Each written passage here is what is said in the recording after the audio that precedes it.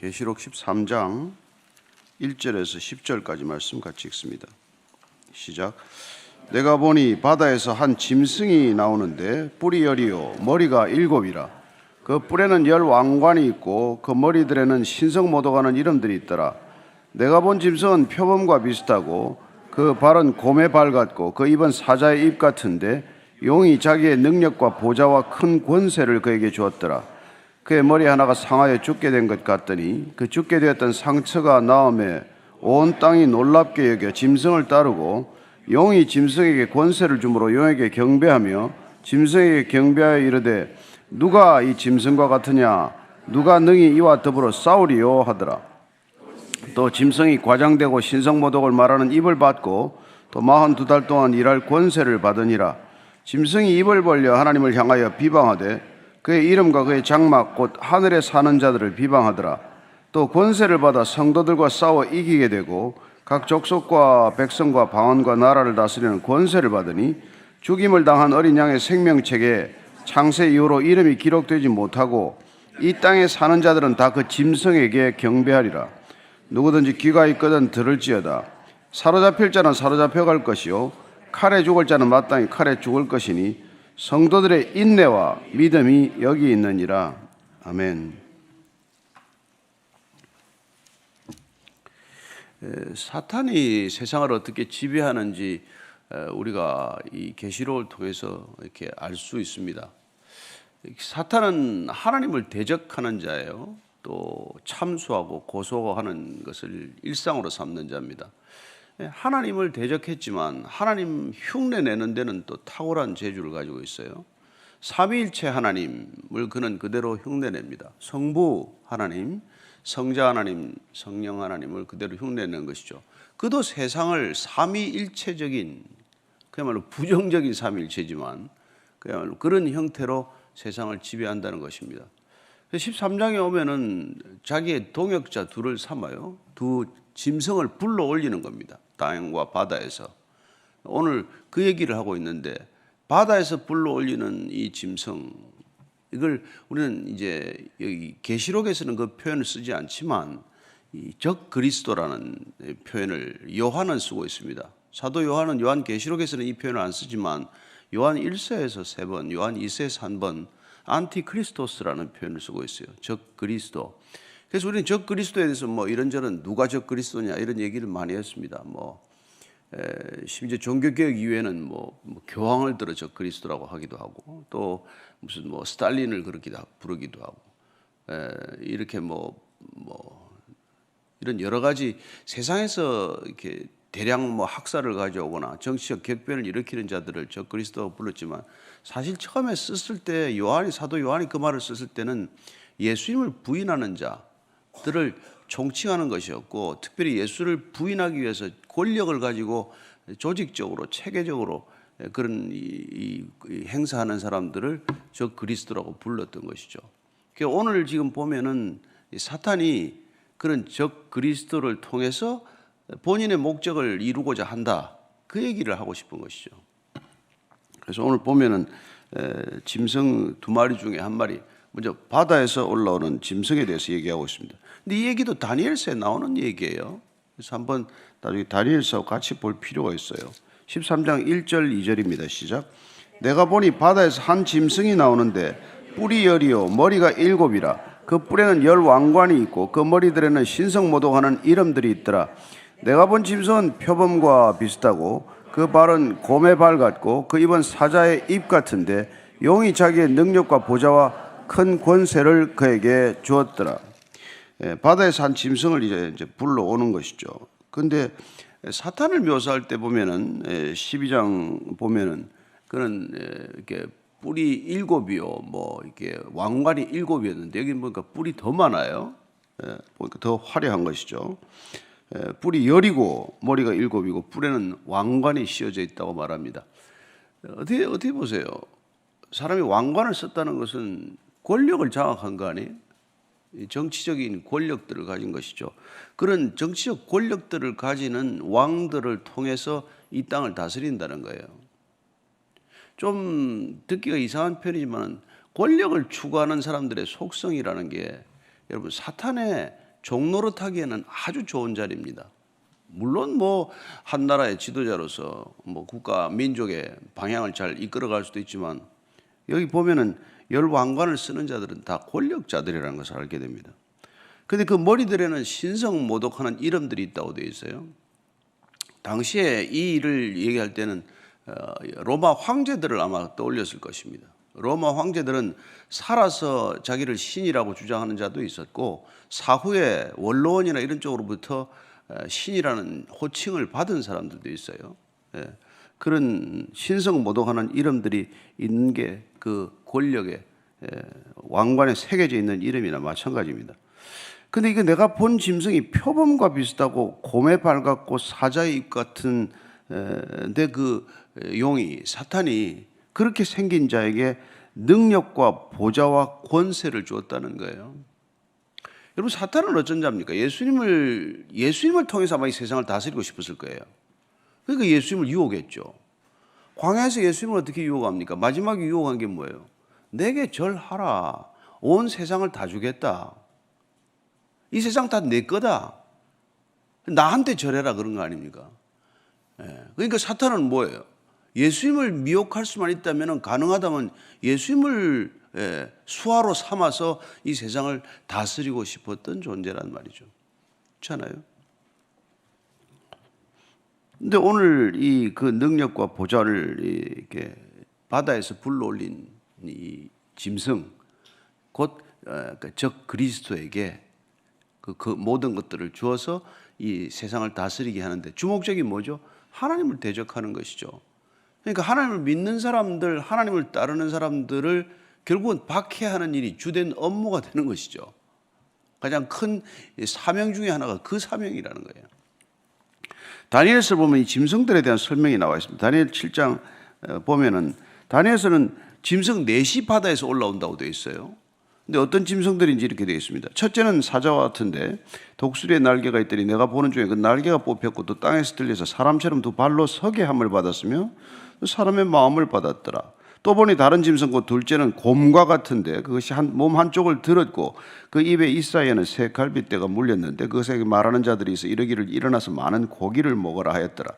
그 후에 내가 또 본즉 다른 짐승 곧 표범과 같은 것이 있는데 그 등에는 새 날개 넷이 있고 그 짐승에 또 머리 넷이 있으며 권세를 받았더라. 내가 밤 환상 가운데 그가 다음에 본 넷째 짐승은 무섭고 놀라우며 또 매우 강하며 또 쇠로 된 큰 이가 있어서 먹고 부서뜨리고 그 나머지를 발로 밟았으며 이 짐승은 전에 모든 짐승과 다르고 또 10뿔이 있더라. 내가 그 뿔을 유심히 보는 중에 다른 작은 뿔이 그 사이에서 나더니 첫 번째 뿔 중에 셋이 그 앞에서 뿌리까지 뽑혔으며 이 작은 뿔에는 사람의 눈 같은 눈들이 있고 또 입이 있어 큰 말을 하였더라. 이게 지금 이 다니엘이 본 환상이 이렇게 앞으로 올 제국들을 표현하는 말이었어요. 그래서 바벨론, 메데, 바사, 헬라, 로마 제국들을 지금 이렇게 환상으로 본 것이죠. 이게 차례로 지금 스쳐가는 거예요. 그러니까 이게 뭐 사도 요한은 예수를 육체로 오신 자들을 부인하는 자 내지는 하나님을 대적하는 자들을 안티크리스토스라고 불렀지만 다니엘이 보았던 환상 가운데는 제국이라고 하는 이 막강한 권력, 제국을 통치하는 권력자들 이 사람들이 사실 적 그리스도의 역할을 감당했다는 것을 알 수 있고 제국 자체가 제국주의적 속성 자체가 그런 속성 하에서 탄생한 거라는 것입니다. 지금도 뭐 원 월드니 해서 어떻게 보면 이 세계 전체를 하나로 통합하겠다는 움직임의 깊은 뿌리에 들어가면 뭐예요? 하나님이 없다는 거예요. 인간이 통치하겠다는 거예요. 인간이 생각하는 질서를 완성하겠다는 거예요. 그게 이 역사의 깊은 동인 밑바닥을 흘러가는 역사의 물줄기란 말이에요. 그 사람들이 다 돈과 권력을 가지고 세상을 이끌어가는 것이죠. 거기에 뭐 어떻게든지 편성하겠다고 다 목에 뭐 쥐가 나도록 그렇게 또 쫓아다니는 것이고 그런 거란 말이죠. 근데 그러면 그 뜻대로 됩니까? 로마 황제들의 뜻을 이루었습니까? 히틀러나 무슨 스탈린이 뜻을 다 이루었습니까? 가다피가 뜻을 이루고 죽었습니까? 그렇지 않다는 거예요. 그게 또 우리가 믿음을 가지는 이유 아닙니까? 잠언 19장 21절 말씀입니다. 시작. 사람의 마음에는 많은 계획이 있어도 오직 여호와의 뜻만이 완전히 서리라. 우리는 하나님의 뜻이 완전하다, 완전히 성취될 것이다, 그걸 믿고 이렇게 어리석게 사는 사람들이에요. 아침이고 밤이고 그냥 허공을 향해서 뭐 소리나 질러대고, 잘못하면 정신병자 같죠. 그렇잖아요. 믿음이 없으면 정신병자예요. 이사야서 14장 24절 말씀입니다. 시작. 만군의 여호와께서 맹세하여 이르시되 내가 생각한 것이 반드시 되며 내가 경영한 것을 반드시 이루리라. 여기에 우리는 아멘 하고 대답하는 사람이라. 그렇습니다. 하나님께서 내가 반드시 내가 경영한 것을 이루리라. 그 이루어지는 걸 보는 게 계시록이란 말이에요.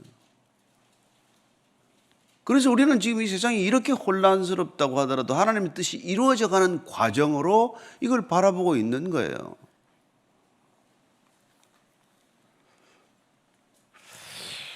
참, 그래서 믿음을 안 가지고 산다는 게 얼마나 여러분 불안하게 사는 길이에요.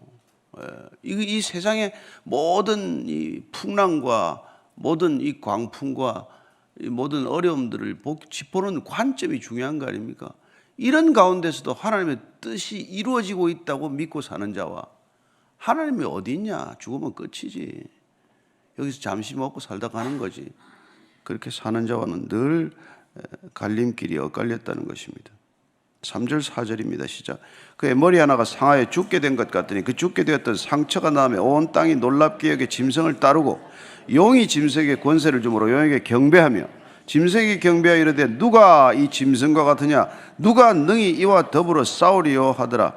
여러분, 이 사탄이 불러올린 짐승이 메시아 흉내를 내요.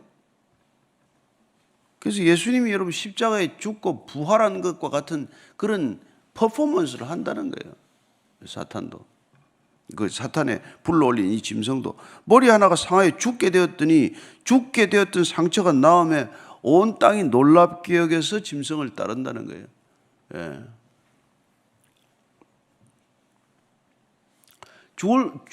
죽었나? 근데 다시 살았대요. 그를 따른다는 거예요. 하여튼 죽다가 살아난 사람 따라간다는 겁니다. 거기 능력이 있구나. 예. 왜냐하면 용이 그에게 권세를 주었다고 되어 있고, 그래서 사탄을 경배하는 자들이 그 짐승, 그 권력자, 그 통치자, 그 적 그리스도, 이런 자들을 반드시 경배한다는 것이죠.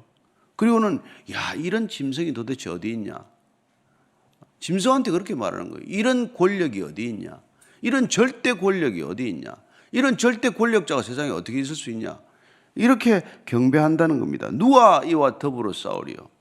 여러분, 미가서 7장 8절에 나오는 말이에요. 누가 여호와 같은 자가 있겠냐, 그걸 이렇게 원용해 쓰는 것이죠.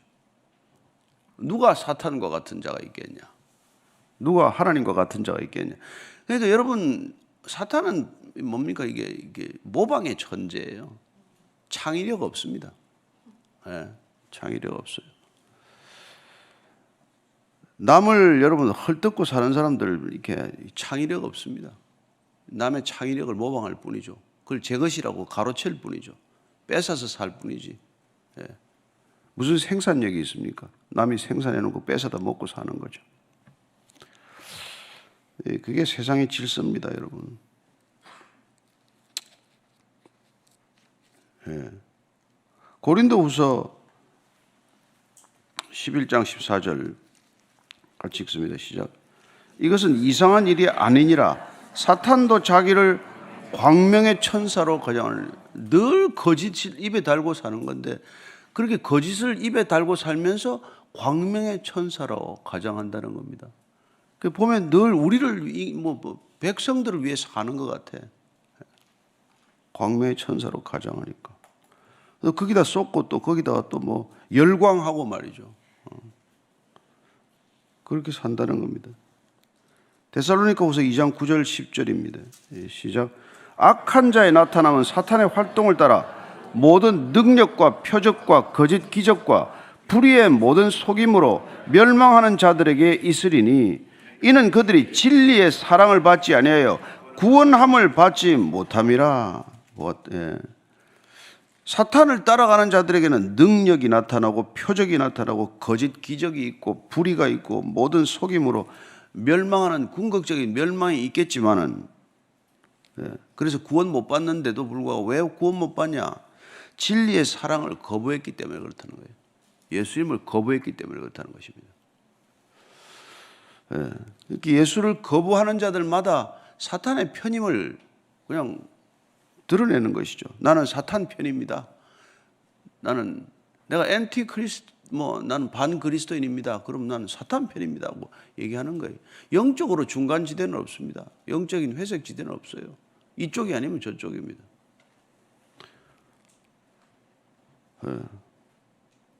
모르죠. 또 그들은 편협되게, 왜 그렇게 그리스도인들은 편협하냐?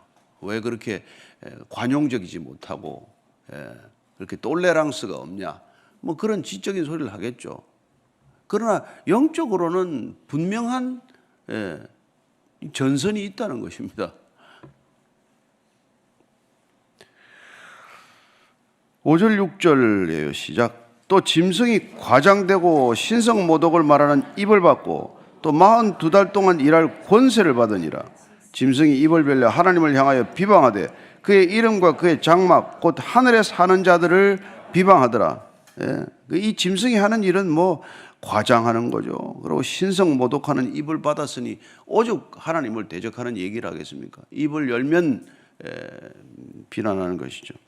비난하고 비방하고 참소하고 고소하는 게 주로 하는 일이에요. 무슨 생산적인 일을 하겠어요? 그 일 하다가 평생을 마치겠죠. 그래서 내가 남을 자꾸 이렇게 비방하고 이렇게 그냥 이렇게 비판하는 입술을 지니고 있으면 내가 누군지를 알아야 돼요. 나 뭐 때문에 이러고 사나? 왜 그렇게 맨날 남을 비방하고 이렇게 하나? 비판의 영이 날카로워서 좋을 게 있습니까? 여러분, 다 양면이 있어요. 그렇지 않아요? 밝은 면이 있고 어두운 면이 있지 않습니까? 어떤 인간이 완전합니까? 그러나 어떤 사람은 죽으라고 남의 어두운 면을 그렇게 평생 보고 헐뜯고 사는가 하면 그냥 그쪽에서 눈을 들려서 좋은 면 보고 살고 좋은 면 배우고자 하고, 비록 악인이 지나가더라도 삼인행이면 필요하사라, 지나가면 누구나 스승이 될 수 있다고 생각을 하고 또 반면 교사로 삼고 그렇게 살아가는 사람이 있는 거예요. 그래서 그게 영적인 내 안테나를 어디에 올리냐에 따라서 또 그게 다 걸리게 돼 있어요. 내가 올리는 안테나가 내가 주파수를 잡는 거 아니에요. 그러니까 자기가 올려놓은 주파수에 걸리는 거, 그게 잘 잡힌다고 그렇게 자기가 총명하다고 생각할 일이 아니에요. 자기 영이 혼탁하면 혼탁한 정보가 걸려들 것이고, 그래서 여러분들이 돈에 관심을 쭉 주파수를 올려놓으면 맨날 돈 되는 일만 눈에 보일 거예요. 그렇지 않아요? 그러다가 이제 돈 안 되는 일 만나가지고 크게 또 어려움을 겪고 하겠죠. 그러니까 여러분들이 관심을 하나님께로 안테나를 올리고도 굶어 죽지 않습니다. 이 세상이 굶어 죽게 만들어놨지 않아요. 그러니까 하나님에 대한 관심을 하루 종일 가지는 것, 그게 여러분 하나님의 백성이에요.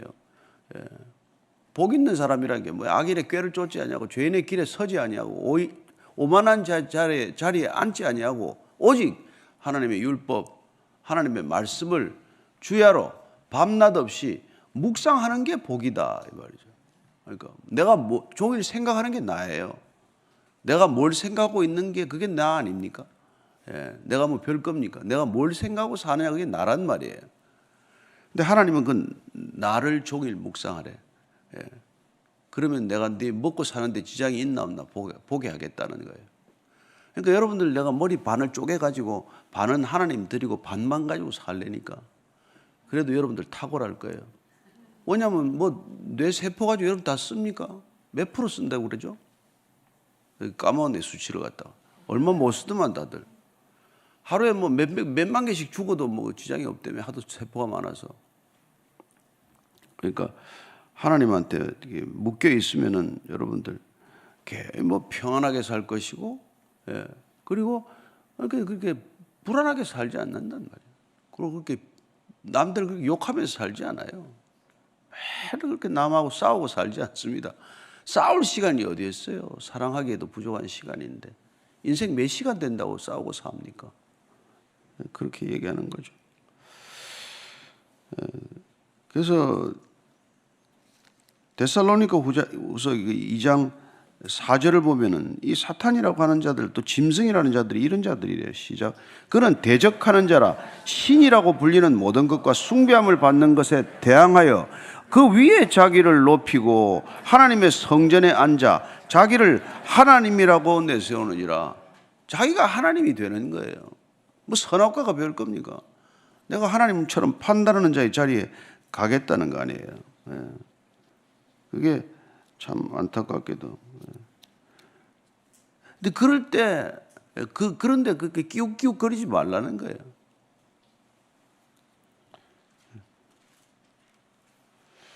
그래서 예수님께서 뭐라 그러시냐면은 마가복음 13장 14절입니다. 시작.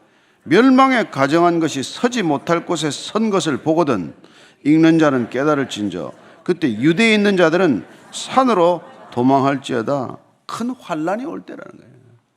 인간들이 하나님의 자리에 올라갈 때 절대 권력자가 나타나면 여러분 산으로 도망가래요.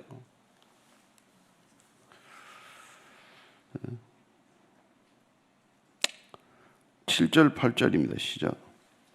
또 권세를 받아 성도들과 싸워 이기게 되고 각 족속과 백성과 방언과 나라를 다스리는 권세를 받으니 죽임을 당한 어린 양의 생명책에 창세유로 이름이 기록되지 못하고 이 땅에 사는 자들은 다 그 짐승에게 경배하리라.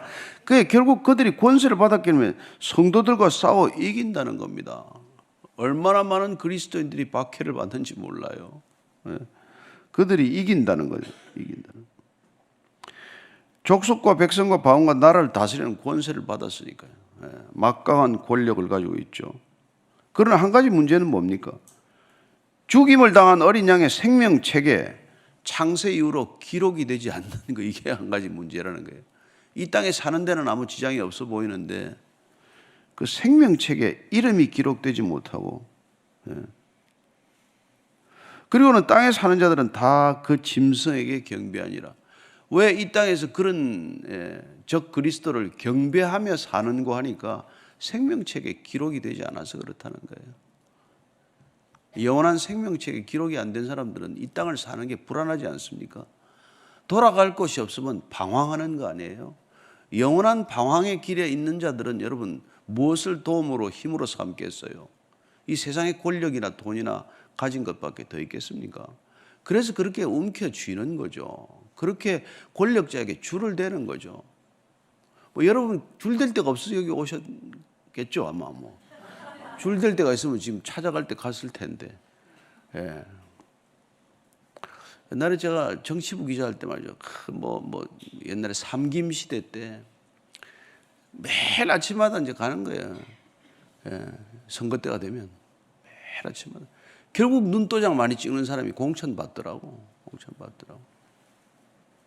어제 누가 얘기하는데 어디 CEO가 그래. 제가 옆에 아첨 한 사람 두지 말라고 그랬더니 그러더라고요. 목사님 그래도 아첨하는 소리 하는 사람이 좋습니다. 그 소리가 듣기 좋습니다 그래요. 솔직한 심정이래요. 아첨인 줄 알면서도 좋대. 그러니 어쩌겠습니까? 그래서 지금 이런 얘기하는 거예요. 9절 10절입니다. 시작. 누구든지 귀가 있거든 들으래요. 귀가 있는 자들은 들을지어다. 사로잡힐 자는 사로잡혀갈 것이요 칼에 죽을 자는 마땅히 칼에 죽을 것이니 성도들의 인내와 믿음이 여기 있도다. 잡혀갈 자 잡고 죽을 자 죽고 하는 이럴 때, 어려울 때, 환난 때, 이때 인내와 믿음이 있냐 없냐가 이게 신앙이란 말이에요. 그게 생명책에 기록되어 있냐 없냐란 말이죠. 여러분들이 어려움이 올 때 인내하는 것, 어려움이 오는데도 불구하고 믿음을 잃지 않는 것, 그게 하나님의 살아계심을 증언하는 거예요. 무슨 대단한 일을 해서가 아니라. 여러분, 이 세상은 죽음을 가져오되 풍성이 가져오고자 하는 곳이에요. 오직 예수님만이, 요한복음 10장 10절입니다. 같이 읽습니다. 시작. 도둑이 오는 것은 도둑질하고 죽이고 멸망시키려는 것뿐이요 내가 온 것은 양으로 생명을 얻게 하고 더 풍성히 얻게 하려는 것이라. 아멘. 왜 예수입니까? 왜 예수 믿으십니까? 이 풍성한 생명 때문에 믿는 거예요. 세상에서는 주는 것 같지만 죽음을 가져다 주는 겁니다. 그걸 모르니까 다 그렇게 거기에 경배하고 짐승에게 경배한단 말이에요. 권력에 복종하는 거예요, 결국. 예. 그러나 생명책에 기록이 되어 있는 사람은 어떤 환난이 오더라도, 고난이 오더라도 인내하고 믿음을 지킴으로써 하나님의 살아계심을 증언하는 거다 얘기예요. 제럴드 시츠라고 목사님 한 분 계십니다. 신학 교수기도 하죠. 주일날 설교하고 예배 다 끝나고 집에 가다가 음주운전 차고 마주 충돌해가지고 어머니 죽고 차에 탔던 아내 죽고 딸 죽었어요. 목사가 뭐 잘못했습니까? 뭘 잘못했어요? 하나님 일하고 갔는데 무슨 신앙을 지킬 수 있습니까?